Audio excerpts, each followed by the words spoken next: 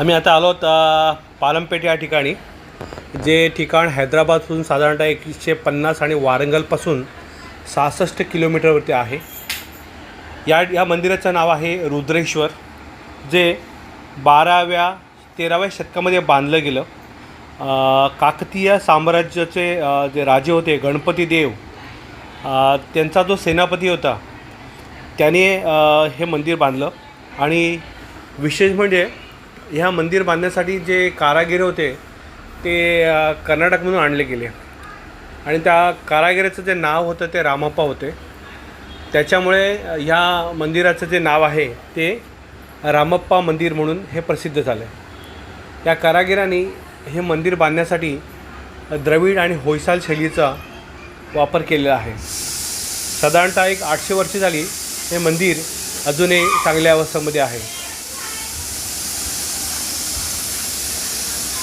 राणी रुद्रमादेवी आणि प्रतापरुद्र यांचाही या मंदिराच्या बांधकामामध्ये सहभाग आहे। 2021 या वर्षी हे मंदिर वर्ल्ड हेरिटेजच्या लिस्टमध्ये सामील झालं। या मंदिराचा एक विशेष म्हणजे या मंदिराच्या बांधकामासाठी हलक्या विटांचा वापर केला गेला आहे। त्याच्यामुळे आणि सँडस्टोन जी टेक्निक आहे, त्याच्यामध्ये याचा जो पाया आहे मंदिराचा तो त्या याच्यामध्ये बांधला गेला आहे। त्याच्यामुळे कितीतरी आज 800 वर्षांनंतरही भूकंपामध्ये सुद्धा हे मंदिर डॅमेज झालेलं नाही आहे। या मंदिराचा जो फ्लोअर आहे तो थोडासा रफ दिसतो, म्हणजे पिलरला त्यांनी काही सपोर्ट दिलेले आहेत, त्यामुळे फ्लोअर वर खाली आहे।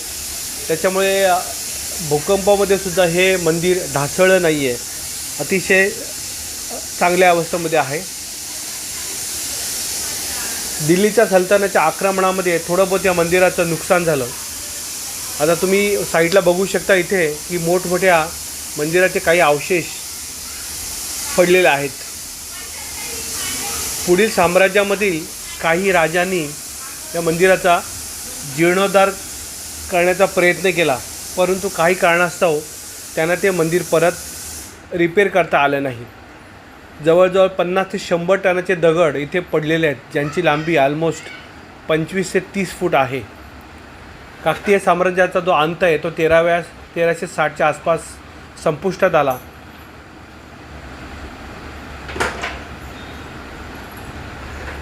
आणि हे मंदिर आज एक भारताच्या ज्या वर्ल्ड हेरिटेज साईट आहे त्याच्यामध्ये हे अतिशय उत्कृष्ट असं मंदिर आहे।